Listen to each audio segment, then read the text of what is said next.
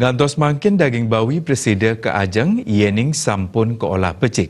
Melarapan setata nyaga keresikan kandang, mejantan sida nambakin bawi saking penglimbak pinyungkan wiadin virus.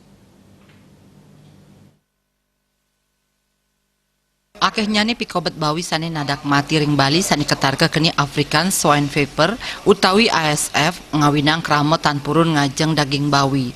Nanging sujatinnya ni daging bawi presida ke Ajeng yani ka olah becik. Kepala Dinas Pertanian dan Ketahanan Pangan Bali Ida Bagus Wisnu Ardana Mausang nenten-wenten penularan pinyungkan bawi ke angge manusia yening sampun ka olah becik inggih punika masak daging bawi kantos lebeng sedurung ke Ajeng. Tiosan punika nyangre rahinan galungan pengarga daging bawi ke aptiang deg-deg. Krame taler ke aptiang nenten osah. Ring kuentenan kandang bawi duen krame mangde ngemargiang disterilisasi mangde bawi krame sehat. Daging babi aman dikonsumsi. Ini tujuannya kan untuk memberikan edukasi kepada masyarakat, untuk meyakinkan masyarakat.